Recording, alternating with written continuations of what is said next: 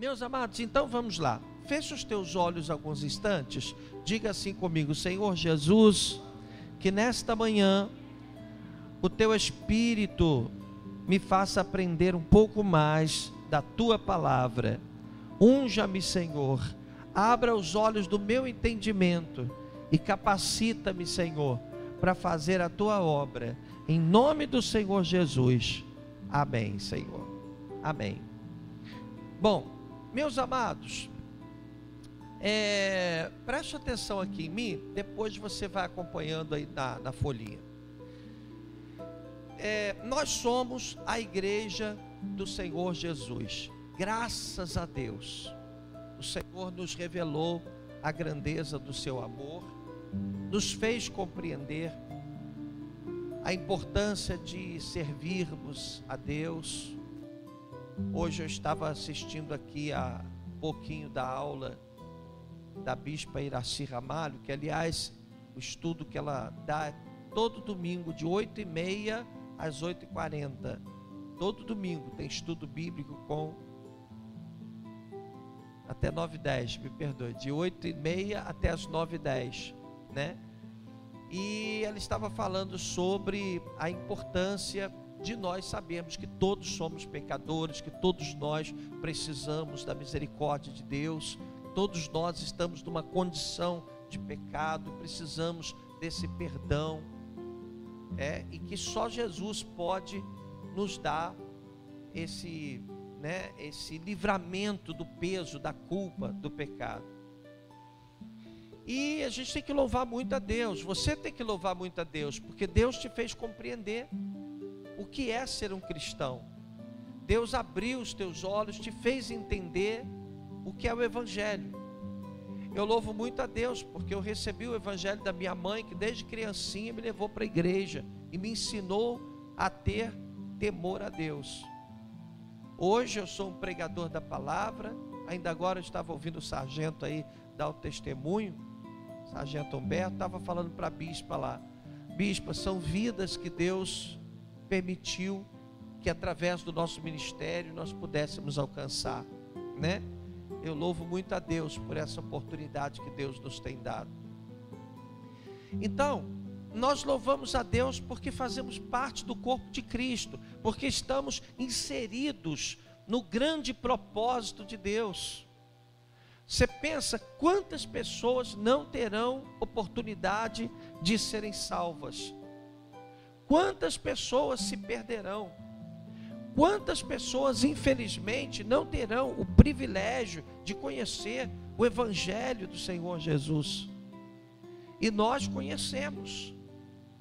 Hoje, se Jesus voltar, ou se hoje terminarem os nossos dias aqui nesta terra, há um lugar preparado para nós lá na glória. E quando nós formos para a glória, certamente vamos viver muito melhor do que nós vivemos hoje. Se hoje já é bom estar com Jesus, infinitamente melhor será quando nós estivermos na glória, na presença do Senhor. Então nós louvamos a Deus. Agora, nós precisamos entender que nós temos um propósito aqui nessa terra, que como igreja do Senhor Jesus, nós fomos chamados com algum propósito. E esse tem sido o grande equívoco da igreja moderna. A igreja, enfiou os pés pelas mãos e não está entendendo qual é o seu propósito aqui nessa terra. Infelizmente, a gente está vendo hoje um crescimento quantitativo muito grande, mas a gente não tem visto uma igreja consciente do seu papel aqui nessa terra. A igreja está muito pidona, a igreja está muito voltada para os seus próprios interesses. Ela ainda não entendeu que aquele que é salvo para servir. Por que eu estou aqui pregando a palavra de Deus? Por que eu abandonei tudo a minha vida para fazer a obra do Senhor? Porque eu entendi que Deus tinha um propósito na minha vida. Claro que nem todos são chamados para abandonar trabalho, tudo para servir ao Senhor, mas cada um de nós tem o seu papel no reino de Deus. Amém? Então, o que é que nós precisamos entender? Que nós estamos vivendo no ano de 2017, mas nós fazemos parte da mesma igreja que foi fundada pelo Senhor Jesus lá na Galileia. E nós temos que procurar enxergar qual era a visão daqueles caras, aqueles homens que viveram naquele tempo. A gente não pode simplesmente chegar e dizer assim, não, hoje é diferente, hoje nós vamos viver de acordo com a modernidade, hoje nós vamos fazer o que nos é peculiar do nosso tempo, hoje nós vamos viver aleatoriamente. Não é assim, porque se eu estou aqui nesse altar hoje, eu tenho que compreender que eu estou aqui para dar prosseguimento a algo tremendo que Deus começou lá atrás.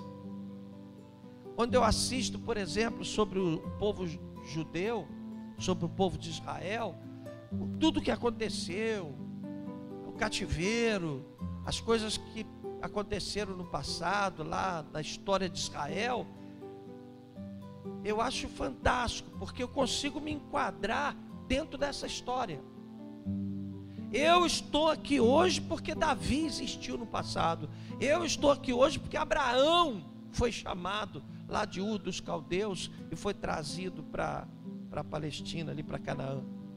Eu estou aqui hoje porque o profeta Eliseu existiu, porque o profeta Elias existiu. Eu sou a continuidade de todos esses grandes nomes da Bíblia Sagrada. Amém? Você entende? Não há como a gente dividir as coisas. A igreja de hoje, ela tem que ser a continuidade do que aconteceu lá atrás. A igreja moderna, ela tem que entender que ela é a continuidade de tudo aquilo que já aconteceu no passado, desde a igreja apostólica. Nós estamos vivendo em 2017, muitos viveram a mesma coisa em 1830, em 1500, em 1200, em 200, ano 300, na época dos impérios, dos imperadores. Mas nós fazemos parte de uma só igreja, que foi fundada pelo Senhor Jesus Cristo. Então, nós temos que ter essa consciência de que a nossa missão é dar continuidade ao que eles fizeram no passado. O que é que serve de modelo para a gente? É a igreja apostólica. O que a gente tem que considerar como verdadeiro? Não é a igreja A, B, C, D. Não é a religião A, B, C, D. O que importa para a gente, e que a gente tem que ter como modelo, é a igreja apostólica. Porque foi ela que foi fundada pelo Senhor Jesus. Então o maior erro que a igreja pode cometer é perder essa visão. Foi isso que aconteceu quando o império, principalmente os imperadores romanos, deturparam a palavra de Deus. Foi isso que aconteceu, que acabou trazendo a igreja para a época das indulgências. Deixaram de acreditar na salvação pela graça, mediante a fé, e começaram a acender vela para serem salvos, a pagar promessa para serem perdoados. Enfim, quantos desvios nós detectamos na história da igreja, porque as pessoas perderam a visão apostólica. E é isso que nós vamos fazer aqui hoje. Nós vamos resgatar valores que são importantes como igreja, e que nós podemos perceber claramente na visão da igreja apostólica. E eu queria citar aqui 3 palavras importantes, né? Comprometimento, disciplina e obediência. Essas 3 palavras definem a igreja e são os principais pilares da igreja apostólica. Se vamos falar sobre a visão da igreja apostólica, nós não podemos deixar de falar dessas 3 palavras. Veja bem, eles viveram uma época difícil, eles foram perseguidos, ameaçados. Não era como hoje, por exemplo, que você tem maior liberdade de vir para a igreja. Tudo para eles era muito difícil. Eles não tinham templos como nós temos, não tinham condução, não tinham facilidade de deslocamento, moravam distante, a grande maioria. Era uma dificuldade tremenda para eles, não se pode comparar. Mas eles conseguiram, com esses 3 pilares, comprometimento, disciplina e obediência, levar a palavra de Deus a todo mundo conhecido naquela época. Você consegue entender o que eu estou falando? Eu estou dizendo o seguinte, que aquele pessoal que viveu lá no início da igreja, que eram pessoas comuns como você é, como eu sou, aquele pessoal conseguiu levar o evangelho para todo mundo conhecido na época. Eles fizeram um rebuliço na época deles, se tornaram literalmente o sal da terra, fizeram a diferença naquela época. E por que eles fizeram isso? Porque eles tinham como base, como pilares principais da sua fé, o comprometimento, a disciplina e a obediência. Ora, o que é o comprometimento? Você está comprometido com alguma coisa, você está disposto a abraçar uma causa, e eles sabiam o que era abraçar uma causa. Hoje você vê uma falta de comprometimento tão grande. Ah, se der eu vou, se chover um pouquinho a pessoa já não vai, se esfriar um pouquinho não vai, às vezes está quente um pouquinho, a pessoa não vai para o culto. Às vezes ela dormiu um pouco tarde, ela ficou assistindo um filme ontem, acordou meio indisposta, ah, não vou não. Eles eram comprometidos, eles andavam o que tinha que andar, eles enfrentavam as dificuldades que tivessem que enfrentar, mas eles se mostravam comprometidos com o reino. Eles abraçaram a causa, estavam dispostos a pagar o preço da própria vida, se necessário, pelo reino, pela causa de Cristo. Então, primeira coluna, primeiro pilar da igreja apostólica é o comprometimento. O segundo é a disciplina. O que é disciplina? É você fazer uma coisa metodicamente. Eu sou disciplinado, eu sou de Jesus, eu sei até onde eu posso ir, eu sei o que eu posso fazer, eu sei o que vai desagradar ao meu Deus, eu sei o que eu tenho que fazer para manter viva a chama da fé no meu coração. Então eu me disciplino. Eu sou aquela pessoa que lê a palavra diariamente, porque eu sei que se eu não ler a palavra diariamente, eu vou me enfraquecer. Eu sei que eu não posso faltar o culto de jeito nenhum, porque se eu faltar o culto, eu vou ficar sem receber a palavra, sem ter contato com Deus, com a palavra de Deus, com os meus irmãos em Cristo. Isso vai me enfraquecer. Então disciplina é você andar de acordo com os princípios que vão te manter firme na fé. E por fim, a obediência. O que é obediência? Acho que não precisa explicar. Obediência é o ato de obedecer, de se submeter. E a obediência implica em você abrir mão de tudo que você pensa, abrir mão da sua vontade, abrir mão de tudo,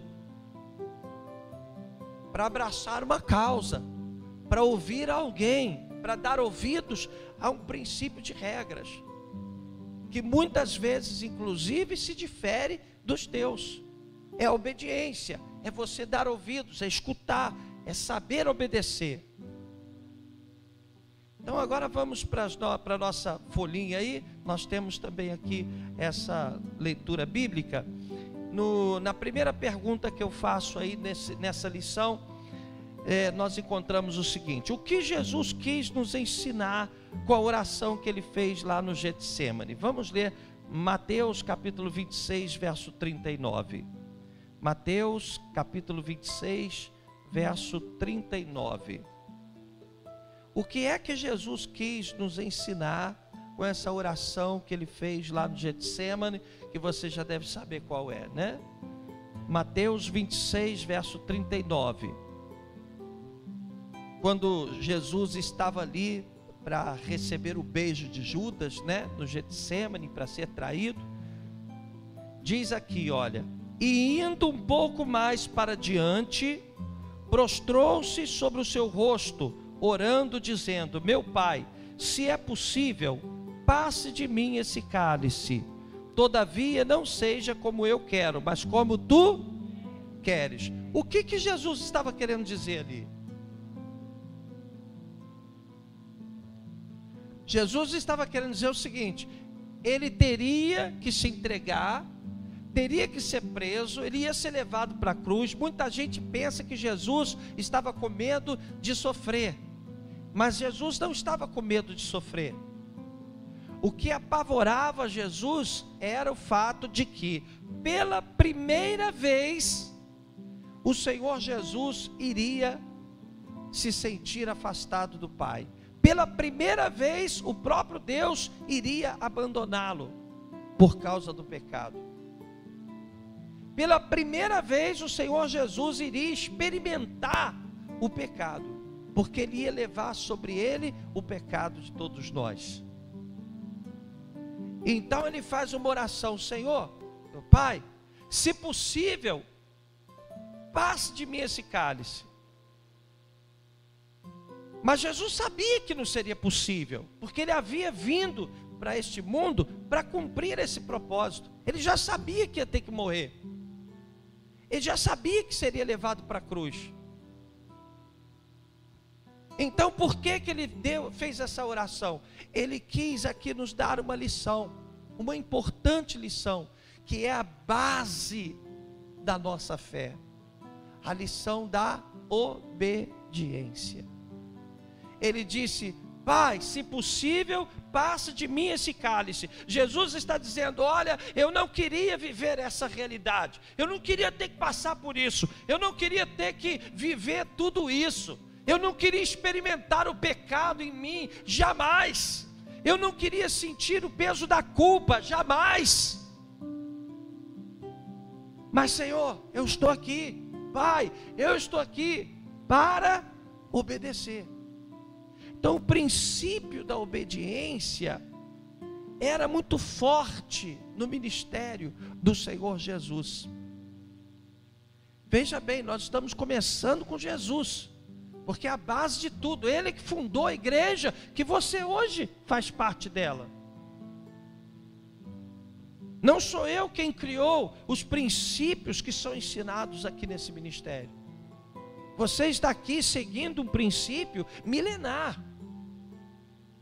Você está aqui vivendo de acordo com padrões que foram estabelecidos não por um grupo de teólogos, mas pelo próprio Cristo. Quando você diz: eu sou a igreja do Senhor Jesus, você está dizendo: eu recebo, eu aceito, eu concordo em viver de acordo com os padrões estabelecidos pelo próprio Jesus e pela igreja apostólica, tantas vezes ensinado. Você está entendendo? Então o Senhor Jesus nos dá uma lição. Na hora de ser preso, diante de uma situação que ele não queria viver, ele diz: olha, se possível, passe de mim esse cálice, eu não quero viver isso, mas contudo não seja feita a minha vontade, porém a tua vontade. Ali o Senhor Jesus estava dando para nós a base do Evangelho, que é a resignação, que é a capacidade de abrirmos mão daquilo que é importante para nós, para vivermos segundo o propósito de Deus. Aqui está a base da visão da igreja apostólica. Vamos abrir agora em Lucas capítulo 6. Está ali no projeto, no slide ali, no projetor. Lucas capítulo 6, nós vamos ler do verso 46 ao 49. Lucas capítulo 6, do verso 46 ao 49. O que é que disse o Senhor Jesus? Preste atenção. São princípios que foram ensinados pelo próprio Jesus para a igreja apostólica e posteriormente também nos foi ensinado pela própria igreja apostólica. Lucas capítulo 6, do verso 46 ao 49, diz assim: e por que me chamais Senhor, Senhor, e não fazeis o que eu digo? Quer dizer, se você chama alguém de Senhor, Ele é o Senhor da sua vida, então você tem que fazer o que Ele manda, né? Se você diz Senhor Jesus, então você está admitindo que Ele é o teu Senhor, você tem que fazer o que Ele manda. E Ele pergunta aqui ao povo de Israel: por que me chamais Senhor, Senhor, e não fazeis o que eu mando, o que eu digo? Verso 47: qualquer que vem a mim e ouve as minhas palavras e as observa, eu vos mostrarei a quem é semelhante. É semelhante ao homem que edificou uma casa e cavou e abriu bem fundo e pôs os alicerces sobre a rocha. E vindo a enchente, bateu com ímpeto contra a corrente naquela casa e não a pôde abalar, porque estava fundada sobre rocha.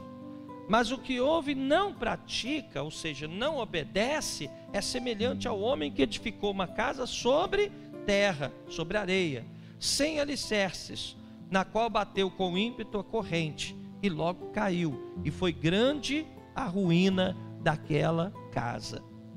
Então o que o Senhor Jesus está nos ensinando? Olha, eu obedeci ao Pai, e agora o que eu quero é que você também me obedeça.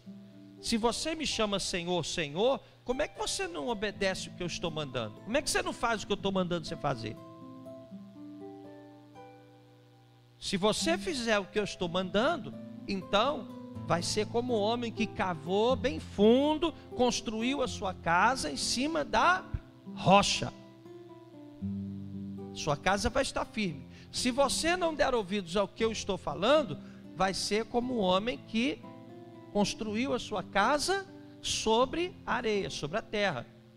Quando vierem as tempestades, os ventos baterem forte, essa casa vai ruir, e grande será a sua ruína. Então a gente começa a entender por que muitas vezes tem pessoas que estão na igreja, mas que estão derrotadas. Pessoas que estão na igreja, mas muitas vezes estão para baixo, sofridas. Será que não tem a ver com a obediência? Será que as pessoas não estão deixando de obedecer? Será que as pessoas não estão perdendo esse princípio tão fundamental, tão básico da igreja? Se você pegar a Bíblia Sagrada, você vai ver que todos os homens que deixaram de ouvir a palavra de Deus, deixaram de obedecer, se prejudicaram. O próprio povo de Israel, toda vez que Israel desobedecia, o que acontecia com o povo de Israel? Caía. Por que Israel foi levado para o cativeiro da Babilônia? Porque deixou de honrar a Deus, porque deixou de obedecer a Deus. Por que o povo de Israel teve uma seca tremenda na época de Elias? Porque deixou de obedecer a Deus. Por que o sacerdote Eli foi rejeitado por Deus? Porque deixou de obedecer a Deus. Por que o rei Saul foi rejeitado por Deus? Porque também deixou de obedecer a Deus. Então, quando você pega a Bíblia Sagrada, você vê de ponta a ponta, todos os que obedeceram foram abençoados, e todos os que não obedeceram afundaram. Algumas lições na Bíblia são muito claras. Por exemplo, a lição de Jonas. Jonas, eu quero que você vá lá e faça isso. Aí Jonas, ao invés de fazer o que Deus mandou, não quero fazer isso, não gosto dos ninivitas, eu acho que os ninivitas não devem ser abençoados. Jonas, o que foi que eu te mandei fazer? Vai lá e prega contra a maldade dos ninivitas. Não vou não, eu acho melhor pegar esse navio para cá e ir para outro lugar. Quantas vezes nós fazemos isso? Quantas vezes no dia a dia você faz escolhas erradas? Quantas vezes no dia a dia você deixa de obedecer? Às vezes Deus quer que você faça uma coisa, você vai lá e faz outra. Deus quer que você faça isso, você vai lá e faz aquilo. Outro dia eu estava conversando com o rapaz sobre o dízimo. As pessoas não têm ideia da importância do dízimo. Dízimo é uma questão de obediência. É um princípio básico na Bíblia Sagrada. Pouco importa se você tem, se você não tem, se está bom, se está ruim, se está apertado, se não está. Quando você dá o dízimo, é uma demonstração de confiança em Deus, de obediência a Deus. Você sabe que Deus é quem vai te sustentar. Quando você não dá dízimo, você está dizendo para Deus: Senhor, eu tenho as minhas próprias leis, eu tenho as minhas próprias crenças, eu confio no meu trabalho, não é na bênção que o Senhor vai me dar, eu confio que eu vou trabalhar e vou sustentar minha casa. Você está abrindo mão da bênção de Deus.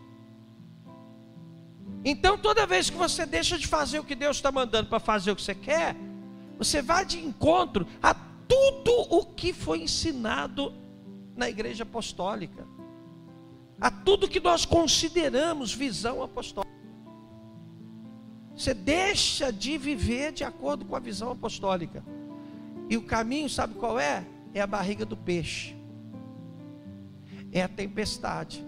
Às vezes você está no meio de uma tempestade. Senhor, mas por que, Senhor? Por que eu estou vivendo toda essa tempestade? Porque você conhece a verdade, você conhece a palavra. Deus tem te mandado fazer coisas, Deus tem te orientado. Às vezes Deus está precisando de você para salvar uma vida.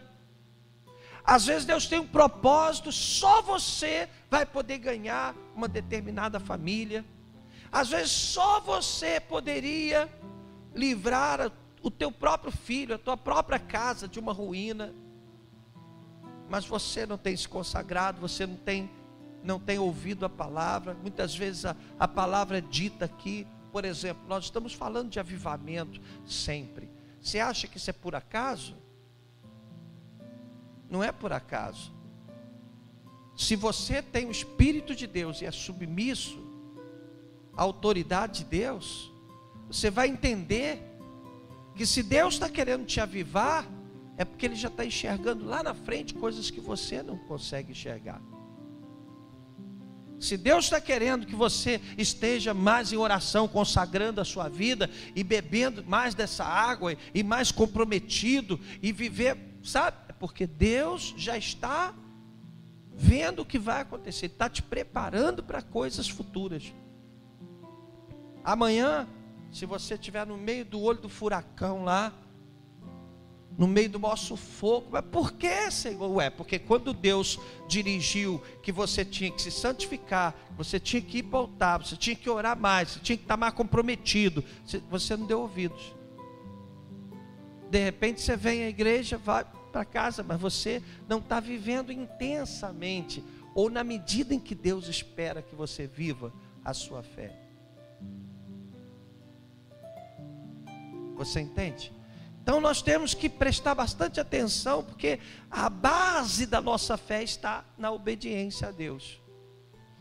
Vamos ler agora João capítulo 14, verso 15. Evangelho de João, capítulo 14, verso 15. Mais uma vez, né? Nós ouvimos aqui falar de obediência. Como é que nós podemos provar o nosso amor por Cristo? João capítulo 14, verso 15. Como é que nós provamos o nosso amor por Cristo? Jesus disse aqui: se me amardes, guardareis os meus. Se me amardes, guardareis os meus mandamentos. Então, meu querido, entenda uma coisa: guardar o mandamento não é só você não roubar, não matar, não adulterar, não mentir, não desejar mal para ninguém.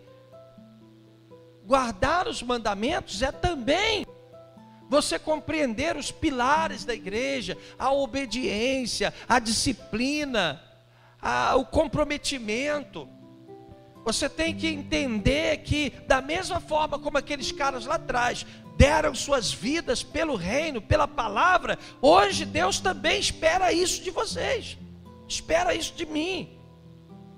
O que Deus espera de mim aqui nesse altar? Espera que eu seja um homem leal, honesto, que eu busque a santidade, um homem que esteja preparado para pregar a palavra, que não envergonhe o evangelho. O que Deus espera de mim é muita coisa, e eu preciso estar à altura do que Deus espera de mim. Mas não pense você que Deus também não tem expectativas com relação a você, porque você não está aqui simplesmente para assistir um filme, você está aqui para viver a fé cristã. Você foi chamado, vocacionado para viver a fé cristã. Então Deus está te chamando também para que você prove o seu amor por Cristo, obedecendo, cumprindo a palavra, dando ouvidos àquilo que Deus tem determinado para a sua vida. Diga com fé: graças a Deus. Então, eu vou ler aqui esse texto, depois vai para a sua folhinha aí, tem a pergunta de número 3, logo depois está escrito aí, ó: só existe uma maneira de nos mantermos fiéis aos propósitos do Senhor. Deus tem propósitos, né, para a igreja, Deus tem propósitos para nós como cristãos. Só tem uma maneira: obediência. Quando damos ouvidos ao chamado de Deus, então agimos sob sua vontade soberana, abrindo mão das nossas próprias vontades. Meu Deus, diga comigo: abrindo mão, diga com fé, abrindo mão das nossas próprias vontades. Assim conseguimos cumprir nossa missão aqui na terra, como igreja do Senhor Jesus. Os cristãos primitivos tinham esse entendimento e por isso realizaram uma grande obra. Vamos abrir agora em Gálatas capítulo 2, versículo 20. Gálatas capítulo 2, versículo 20. Você conhece bastante esse versículo, é muito conhecido. O que Paulo nos ensina, né? O que Paulo diz a respeito do que nós estamos falando? Gálatas capítulo 2, versículo 20, já acharam? Quem achou, diga glória a Deus. Já estou crucificado com Cristo. O que Paulo estava dizendo aqui, hein? O que Paulo queria dizer quando ele falou que estava crucificado com Cristo? Crucificação significa entrega. Eu me entreguei, eu dei a minha vida, eu morri para as coisas desse mundo, eu abro mão de tudo, eu me entreguei totalmente. Ele diz aqui: já estou crucificado com Cristo, ou seja, eu estou no mesmo barco, eu estou vivendo a mesma resignação que Jesus. E aí ele diz aqui: logo e vivo não mais eu, mas Cristo vive em mim. Diga comigo: Cristo vive em mim.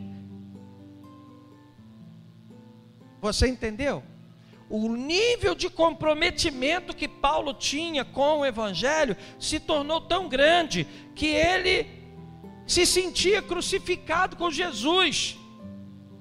o padrão de comprometimento que ele tinha com a fé cristã era tão alto, que ele disse: eu já não vivo mais, eu não tenho mais vontade, eu não tenho mais querer, o que eu quero não importa mais, agora eu vivo pela fé, agora Cristo é que vive em mim.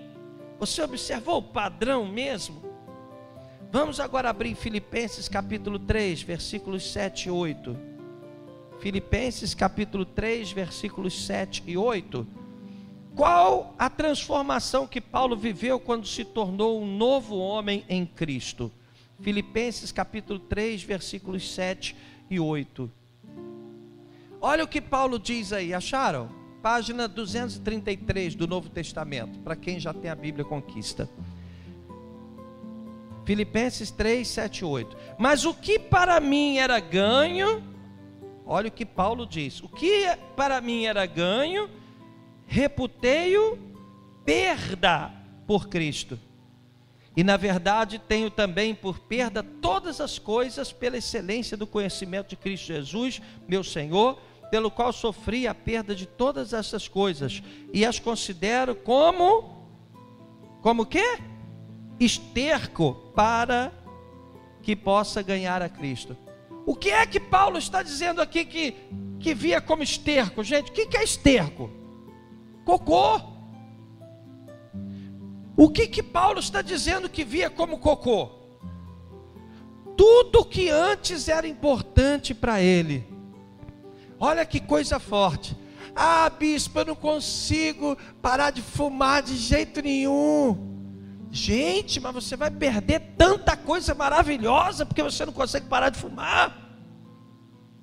Você vai deixar de agradar a Deus por causa de uma besteira tão grande. Ah, bispo, eu não consigo parar de tomar minha cervejinha, de beber minha cachaçinha. Eu não consigo largar os meus amiguinhos. Gente, quando eu encontrei com Jesus, quando eu voltei para Jesus, eu tinha uma turma da pesada. Era uma turma da pesada. A gente se encontrava sempre sexta-feira assim na porta do botequim mas olha, nossa, mas não era fácil não, né? Às vezes eu ia para a rua na sexta-feira assim, a família só me via na segunda-feira. Como se dizia, era do baracubaco, né? Entendeu? Quando eu namorava a pastora Marilda, teve um dia que eu estava no botequim, sexta-feira assim, encostado no balcão assim, tomando cerveja. Aí o meu primo falou assim: vamos para Carangola? Vamos. Vamos lá? Vamos. Entramos no carro e fomos, não avisamos a ninguém. Ninguém sabia, nem família, ninguém sabia. Fomos para Carangola. Aí estamos lá na exposição, lá, e bebendo com os amigos, e dando cavalo de pau com o carro, da cidade, cantando pneu. É aquelas doideiras de jovem, né? Que eu não sei nem se eu já fiz isso mesmo, acho que foi sonho. Mas aí, sabe, tudo isso passou a ser o quê? Cocô, fala comigo, cocô. Tudo que era importante para mim, eu quando tive que tomar essa decisão, eu tive que abrir mão dos meus amigos. Eu amava aqueles caras. Meu primo era meu amigo do peito mesmo. Sabe aquela pessoa que eu estava todo dia com ela, sabe, via. Eu ainda tentei, cheguei lá, falei assim: olha, eu não vou beber mais não, agora eu estou mudando de vida, eu quero mudar minha vida. Ele: doido, você vai beber. Não, põe a tulipa lá, encheram de chopp lá. Aí eu falei: olha, eu não vou beber, se você me forçar a beber, eu não vou ter que largar vocês. Não, que é isso, cara, tu vai beber. Pegaram a tulipa de chopp e tornaram na minha cabeça. Mas gente, foi um banho de chopp, até a minha meia ficou ensopada de chopp. Eu falei: não volto mais aqui, sumi de lá. Tem hora que você tem que ser disciplinado. Não, peraí, isso aqui, eu quero isso aqui. Não, então peraí, não quero isso aqui. Sabe, tem que estar comprometido com a causa. Tem que estar disposto a abrir mão do que é importante para você. Você tem que abrir mão de coisas que você acha que são importantes, e de repente são essas coisas que estão impedindo você de experimentar o melhor de Deus. Quem está conseguindo compreender o que estou falando? Diga graças a Deus. De repente você não quer abrir mão de uma coisa que você acha, não, isso aqui, não mexe com isso aqui não, isso aqui sou eu sou assim. Isso aqui para mim é muito importante, faz parte da minha vida, sabe? Tudo bem. Igual aquele pessoal, né, que sai do BBB, para quem vê essa coisa feia do BBB, né? Aí você sai do BBB, e aí o que você tem a dizer? O cara acabou de perder 1,5 milhão. Ah, fui eu mesmo. Se arrepende de alguma coisa? Não, me arrependo de nada. O cara acabou de perder 1,5 milhão. Sabe, não se arrepende de nada. Entende? Então, se você tem que mudar, tem que mudar. Ou você é de Jesus ou não é. Ou você nasceu de novo, ou você não nasceu. O que é que a Bíblia diz? Aquele que nasceu de novo, ele se torna uma nova criatura. As coisas velhas ficaram para... Faz assim, ó, ficou para trás. Coisas velhas ficaram para trás. Eis que tudo se fez novo. Diga com fé, eu recebo essa palavra. Amém? No item 5 aí, vamos ler o que está abaixo. Tudo que era importante para Paulo passou a ser insignificante para ele. Refúgio. Isso mostra o quanto ele estava comprometido com Cristo, disciplinado e obediente. Diga comigo, comprometido, diga bem alto, comprometido, disciplinado e obediente. E essa era a visão da igreja apostólica: obediência total, disposição para sacrificar qualquer coisa pelo reino e pela causa de Cristo. Até a vida deles já não tinha valor, senão para servir ao Senhor. Filipenses 1:21, vamos ler, você já está em Filipenses aí? Filipenses capítulo 1, versículo 21.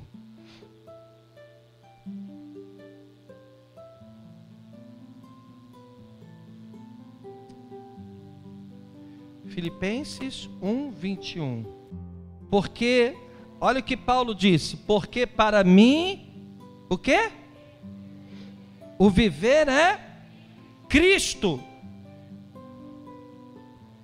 e o morrer é ganho. Quer dizer, ele preferia morrer, mas ele quer viver para Jesus. Para mim o viver é Cristo. Olha o nível, o padrão de obediência, de relacionamento que ele tinha. Aí agora eu tenho 3 perguntas para fazer para vocês, tá? Aqui nós temos a primeira, está aqui, ó, está na folhinha aí, está aqui também.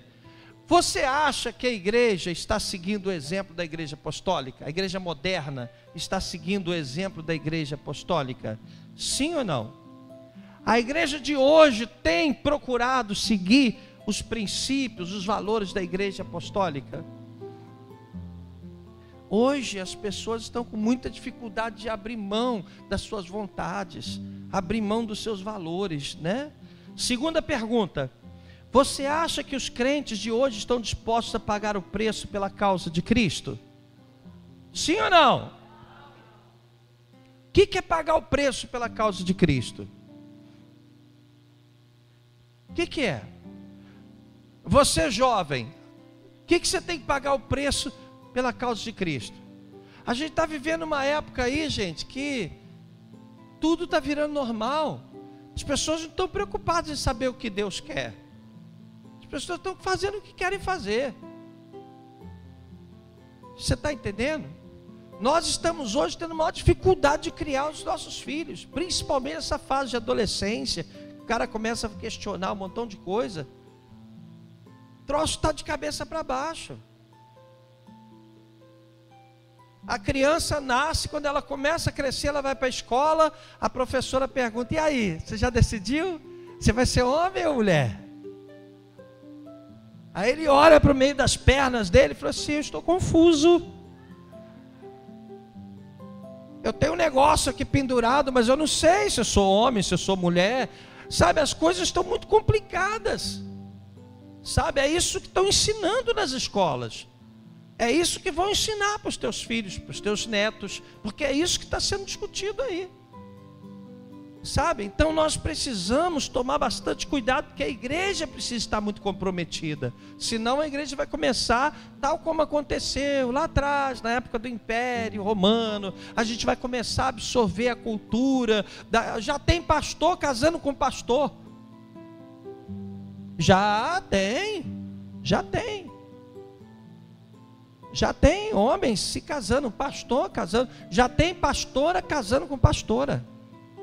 Casal de pastoras. É verdade. Né? Verdade. Outro dia eu passei na porta de uma igreja dessa aí, eu vi o Sérgio lá. Né? Sérgio, olha para trás não, Sérgio. Viu? Brincadeira, tá, gente?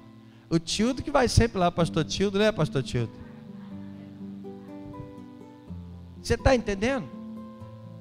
É de acordo com a palavra de Deus? Não é, então nós temos que, peraí, não, é disciplina, é obediência, isso aí não tem nada a ver com a minha vida, para com isso, né?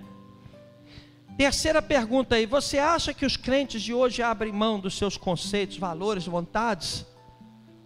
Você acha que hoje os nossos jovens estão dispostos a abrir mão do que eles pensam pelo Evangelho? Você acha que hoje as pessoas que estão na igreja estão dispostas a abrir mão dos seus valores, conceitos? Cada dia mais a gente ouve falar assim, eu sou assim. Você pega o Facebook, entendeu? Para de tomar conta da minha vida, eu sou o que sou. Entendeu? Está todo mundo querendo ser o que é e acabou. Ninguém está nem aí. Ninguém está querendo se preocupar com nada. Se preocupar com princípios bíblicos. Se preocupar em abrir mão do que não é legal. Sabe? As pessoas estão preocupadas com isso. Bom, agora nós vamos para a parte final do nosso estudo hoje. A grande estratégia do diabo. Qual é a grande estratégia do diabo? Vamos ler na apostila. Vai para a apostila agora, vamos ler juntos. A estratégia do diabo. Nestes últimos tempos, o diabo tem disseminado a ideia de quê mesmo, hein? Independência. Cada um deve ter liberdade de viver o que quiser. Até as nossas crianças, segundo esse princípio, terão liberdade de escolher se serão homens ou mulheres, independentemente do seu corpo físico. O diabo prega a independência, porque jamais quis se submeter a Deus. E foi exatamente o que o levou a rebelar-se lá no céu. Vamos abrir Isaías capítulo 14, versículos 12 ao 14. Isaías capítulo 14, versículos 12 ao 14, página 712 do Velho Testamento.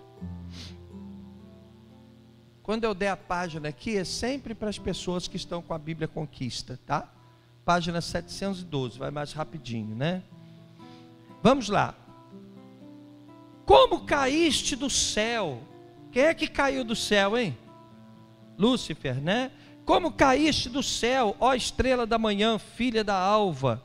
Como foste lançado por terra, tu que debilitavas as nações, e tu dizias no teu coração: eu subirei ao céu, acima das estrelas de Deus, exaltarei o meu trono, e no monte da congregação me assentarei na banda dos lados do norte. Subirei acima das mais altas nuvens, e serei semelhante ao... Então o que o diabo queria? Ser semelhante ao Altíssimo. O que o diabo queria? Ele queria estar abaixo de Deus. Ele queria ouvir o que Deus estava ensinando ou determinando. Não, ele queria ser o quê? Ele queria ser igual, do lado. Ele não queria estar abaixo de Deus, como criatura de Deus. Ele queria estar do lado de Deus. E esse foi um grande erro que acabou culminando com a expulsão dele da presença do Senhor, né? Então o que o diabo queria? Ele não queria estar abaixo, ele queria ser igual, porque aí ele seria Então, qual é o princípio do diabo? É a independência. Ele não quis ser subordinado a ninguém. Ele não quis estar subordinado a Deus. Ele quis ser igual a Deus. Ele estabeleceu esse princípio. Vamos abrir agora em Gênesis capítulo 3. Lá no início da Bíblia, Gênesis capítulo 3. Nós vamos ler do versículo 1 ao 4. Página 5, do Velho Testamento. Diz assim, olha, veja o que o diabo fez. O que ele queria lá no céu? Ser semelhante a Deus. Agora, quando ele veio tentar Eva, olha o que ele fez. Olha o que ele disse para Eva, olha só. Ora, a serpente era mais astuta que todas as alimárias do campo que o Senhor Deus tinha feito. E esta disse à mulher, é assim que Deus disse, não comereis de toda árvore do jardim? E disse a mulher à serpente, do fruto das árvores do jardim comeremos, mas do fruto da árvore que está no meio do jardim, disse Deus, não comereis dele, nem nele tocareis, para que não morrais. Então a serpente disse à mulher, certamente não morrereis. Vai ter que ler mais um versículo. Porque Deus sabe que no dia em que dele comerdes, se abrirão os vossos olhos e sereis o quê?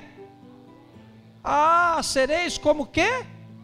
Sereis como Deus, sabendo entre o bem e o mal. Quer dizer, o que o diabo queria lá no céu quando ele foi expulso da presença de Deus? Ele queria ser como? E o que ele disse para Eva? Se você comer esse fruto, você vai ser como Deus. Então o mesmo princípio que ele utilizou lá no céu, naquela rebelião, que acabou levando a terça parte dos anjos, o mesmo princípio ele trouxe e implantou na humanidade, na raça humana. O mesmo princípio, o mesmo erro que ele cometeu lá, ele trouxe e fez com que Eva também abraçasse esse erro. Quando Eva comeu daquele fruto, ela se tornou independente. Quando Eva comeu daquele fruto, ela desafiou a autoridade de Deus. Quando Eva pegou aquele fruto e deu para o marido, ela quebrou a autoridade de Deus. E por isso Deus expulsou aquele casal do paraíso, lá do Jardim do Éden. Porque não fazia mais sentido eles estarem ali, uma vez que eles haviam quebrado o que é mais importante. A coisa mais importante foi quebrada, que foi a obediência, a submissão à autoridade de Deus. Quem está entendendo o que eu estou falando? Então entenda uma coisa, amado.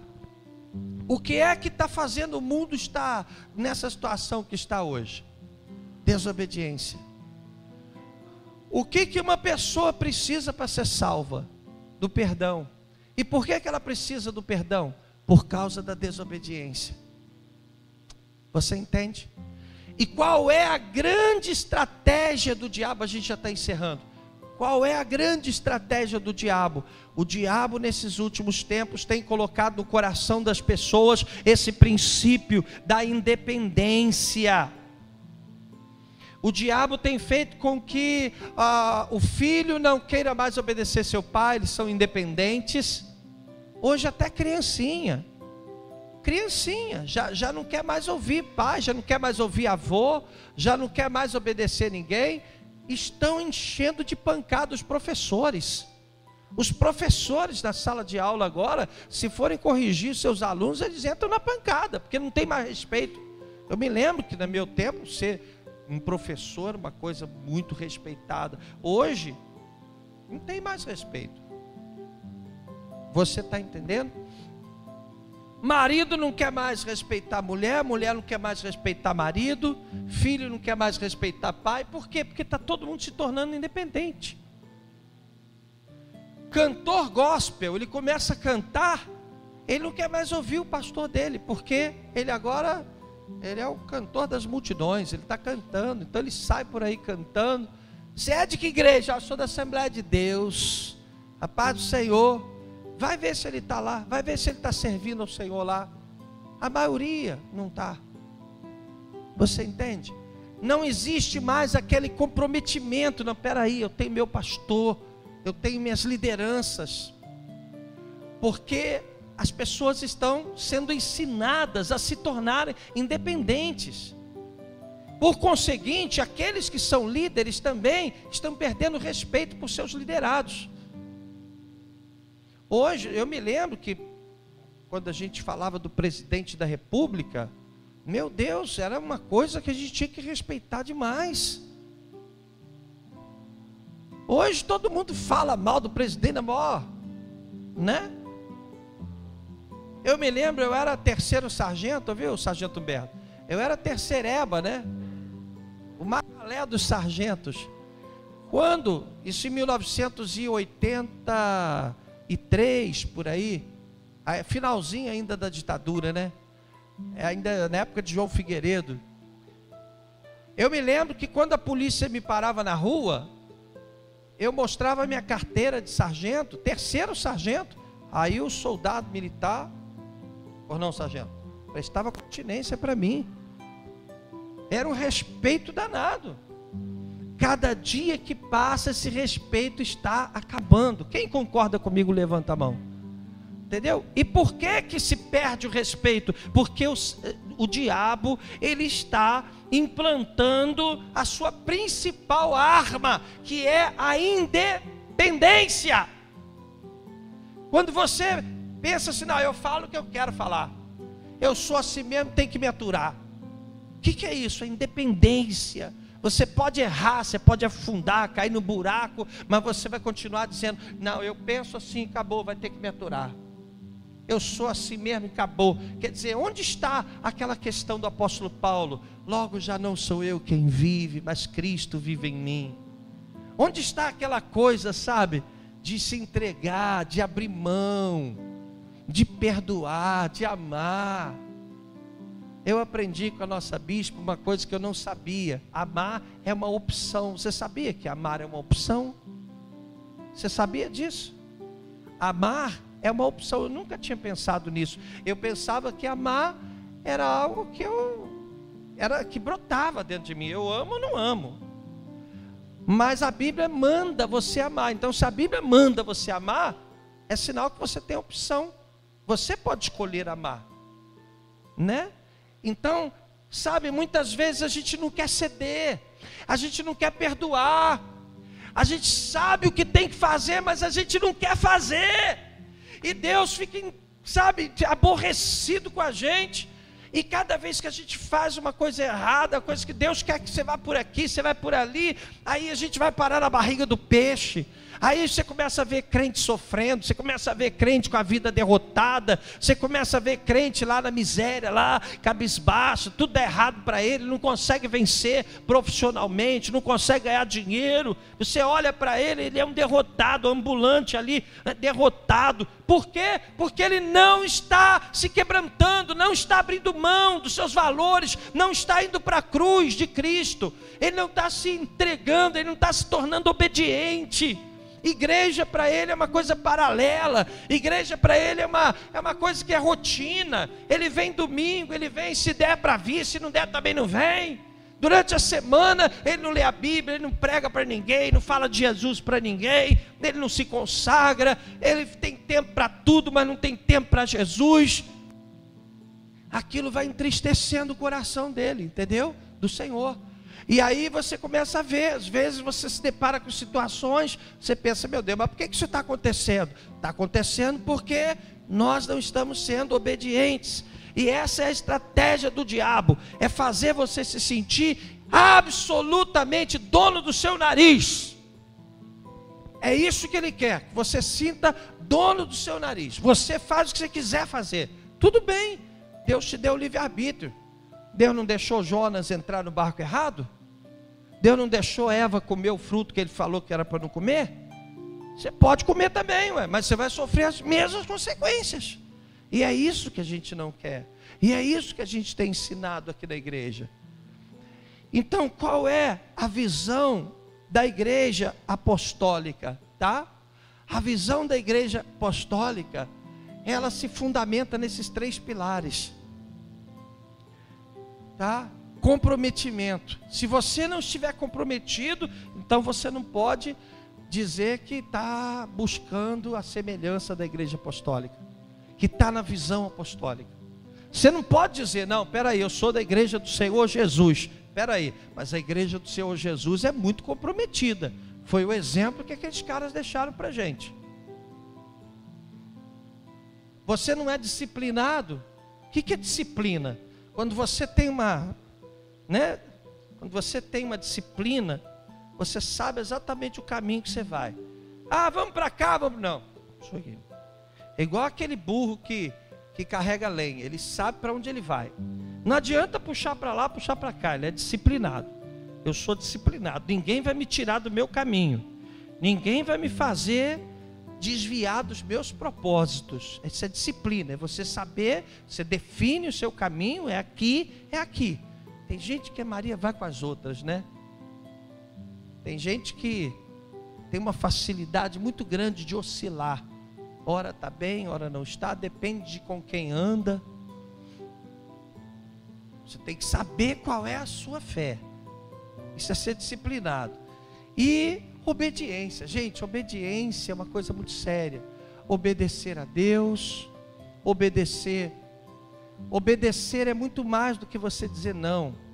Por exemplo, eu estava citando exemplo aqui para a gente encerrar. Atrasado. Citando o exemplo aqui desse período que a gente está vivendo de avivamento espiritual. Por que você acha que a gente está fazendo essa buscando avivamento? Porque Deus tem um propósito. Essa é a direção que Deus tem dado para o nosso ministério, para muitos outros ministérios que estão em busca de avivamento.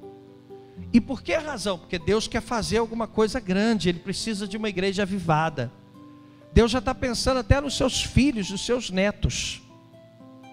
Deus já está pensando lá na frente, Ele está te chamando para viver esse avivamento.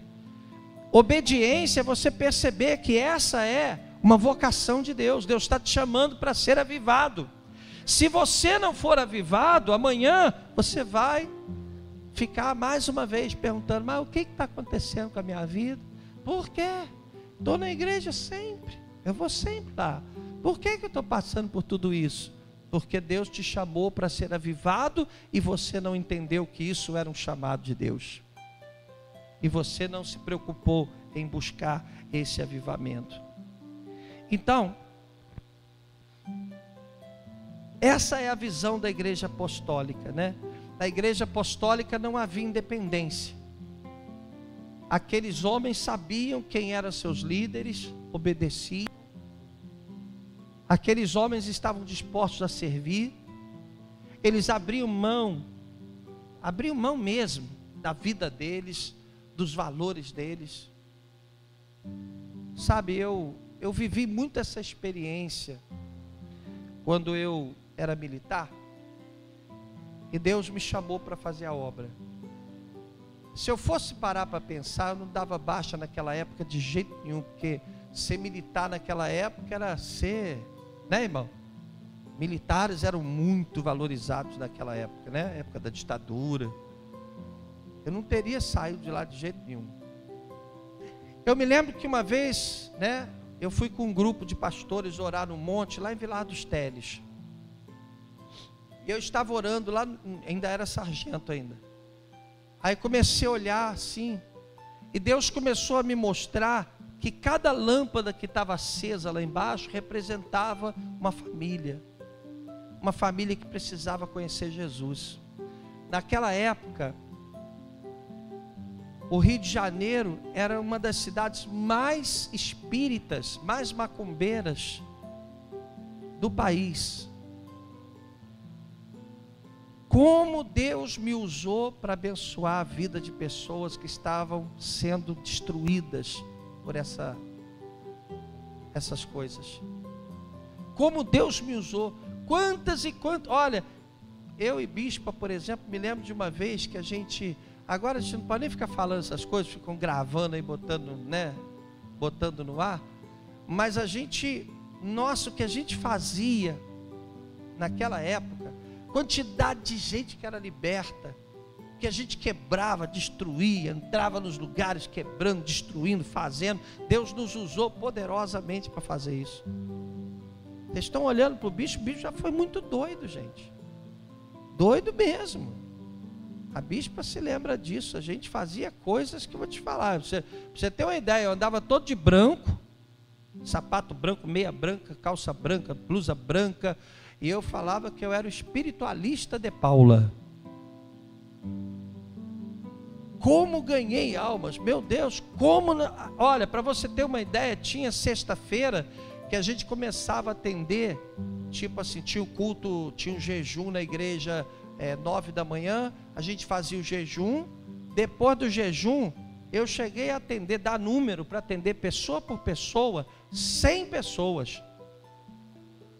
Eu sozinho, atendendo 100 pessoas, depois do culto, e as pessoas ficavam lá esperando. Como Deus me usou, sabe por quê? Porque eu disse para Deus: Senhor, eis-me aqui. Quero saber se vai ser apertado, se não vai. Quero saber se a minha vida vai cair o padrão, não vai. Minha confiança está no Senhor. Hoje eu sei que Deus me abençoou mais do que se eu estivesse lá no quartel. Porque Deus é fiel, Deus te honra. Deus disse: aos que me honram, eu honrarei. E para a gente encerrar, eu só queria dizer uma coisa para você, meu amado. Deus, o que Ele tem para te dar é muito mais do que você possa imaginar. Você pensa que Deus já fez tudo que você acha que já devia ter feito? Você acha que Ele já completou a obra? Você está muito enganado. As coisas que Deus quer fazer na tua vida vão muito além. Ele é fiel para completar a obra que Ele começou. Nem olhos viram, nem ouvidos ouviram, nem jamais penetrou no coração do homem aquilo que Deus tem preparado para aqueles que o amam. O Senhor quer quebrar todas as fortalezas da tua vida. O Senhor disse que quer você por cabeça e não por cauda. O Senhor quer te honrar de verdade. E por que muitas vezes Deus para pelo caminho? Ele fica esperando você mudar o seu comportamento. Ele fica esperando você compreender o que está sendo ensinado aqui hoje. É uma aliança. Olha, presta atenção, eu tenho um monte de coisa boa para te dar, mas eu estou esperando você crescer.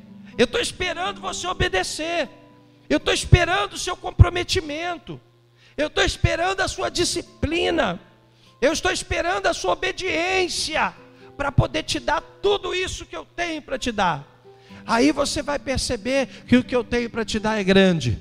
E você vai dizer como Paulo: aquilo que antes eu reputava como importante, aquilo que era importante para mim, agora eu reputo como cocô. Você está entendendo? É refúgio, é lixo, é estrume. Porque nada disso que você acha que é importante é de fato importante. Tão importante quanto as coisas maravilhosas que Deus quer dar para você. Diga com fé: graças a Deus. Quem recebe esse ensinamento hoje, diga glória a Deus. Quem achou legal esse estudo, hein? Gostou do estudo? Uma vez por mês, ao invés de ser mensagem, nós vamos fazer um estudo assim, tá bom? Hoje nós falamos sobre a visão da igreja apostólica. Qual é a visão da igreja apostólica? 3 palavras, são 3 pilares da igreja apostólica. Qual é? Comprometimento, disciplina e obediência. Se nós buscarmos esses valores, nós estaremos buscando a semelhança da igreja apostólica. Amém?